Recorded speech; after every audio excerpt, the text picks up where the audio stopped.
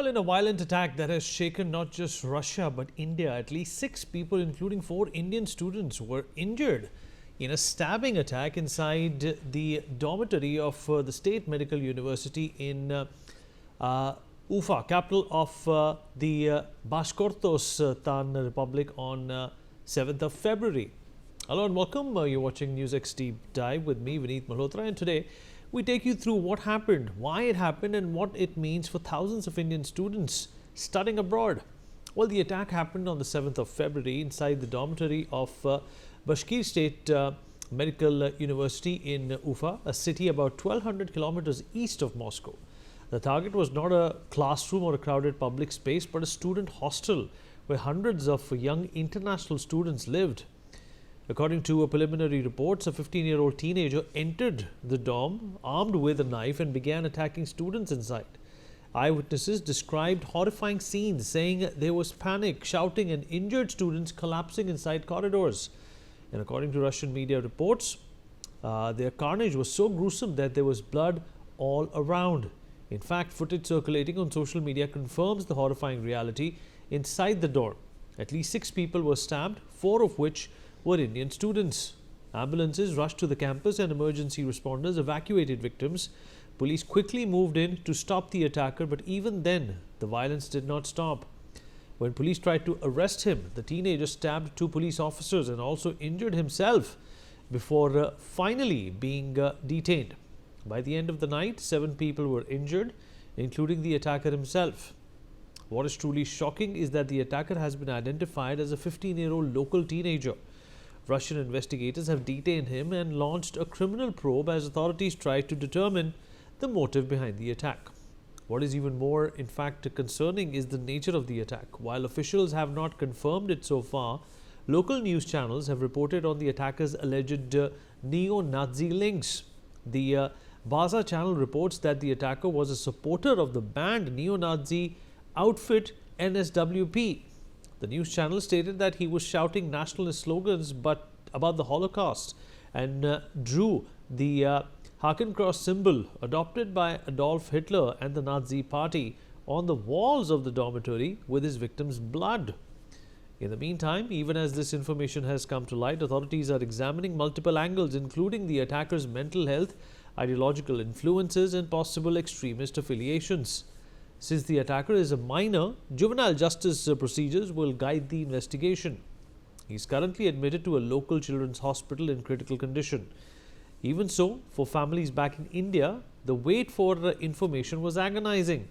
Although the identities of the victims have not yet been officially released, the Russian Health Ministry confirmed that out of 4 injured victims receiving medical treatment, 1 of them was in serious condition. The other 3 are moderately injured. The Indian embassy in Moscow responded soon after the incident was reported, confirming that 4 Indian students were injured and said it is closely monitoring the situation.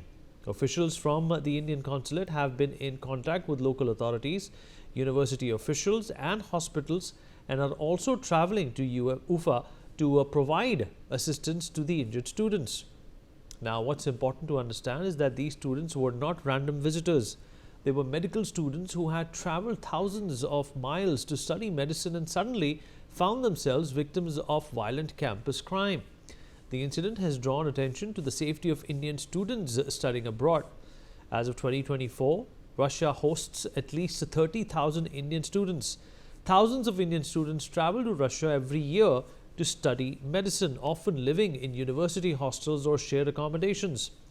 While campuses are generally considered safe, this attack exposes vulnerabilities that cannot be ignored. The All India Medical Students Association has in fact written to Prime Minister Modi, appealing for the safety and protection of Indian medical students in Russia. In their letter, the association stated that such incidents not only endanger the lives and dignity of students but also create an atmosphere of fear and insecurity among thousands of Indian medical students studying abroad. The association has requested the Indian government to take immediate diplomatic steps to ensure justice for attacked students, strengthen safety mechanisms and student support for Indians studying abroad, issue clear advisories and establish emergency helplines, and ensure strict monitoring and coordination with foreign universities and governments to prevent such incidents in the future.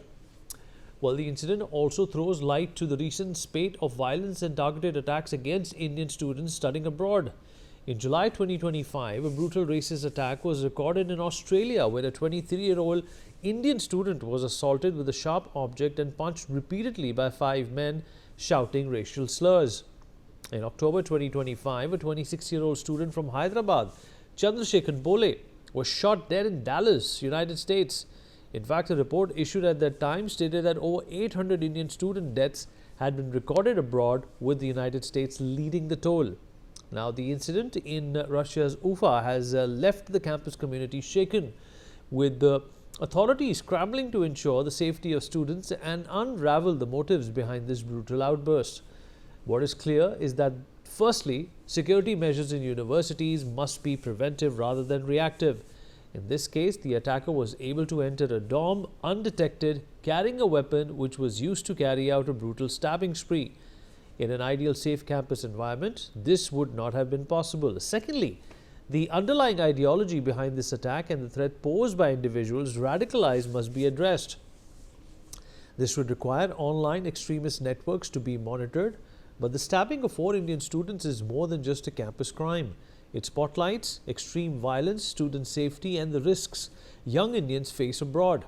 The larger question that remains is, how do we protect Indian students abroad, especially when radicalization via the internet is on the rise? Ambassador Prabhu Dayal, former diplomat, is joining us on the broadcast to talk more about this.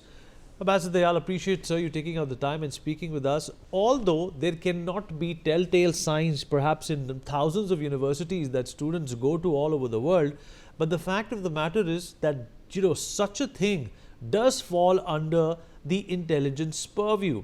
Even if, there are murmurs of terror activity in any city, in any modern day city, it's the intelligence that picks it up. How do you think this went undetected, and what can the Indian government do?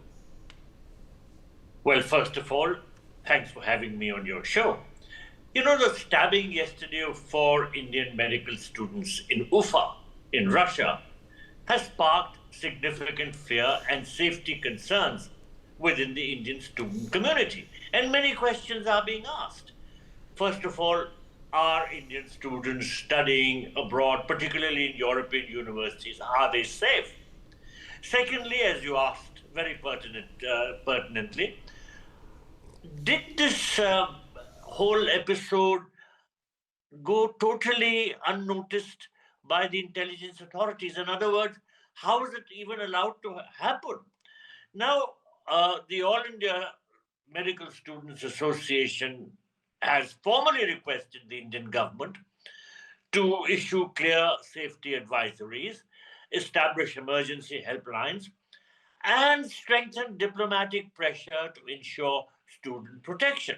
Because if at all something can be done, it is by the authorities of that country, where the intelligence authorities and the police have to play a very important role in protecting foreign students.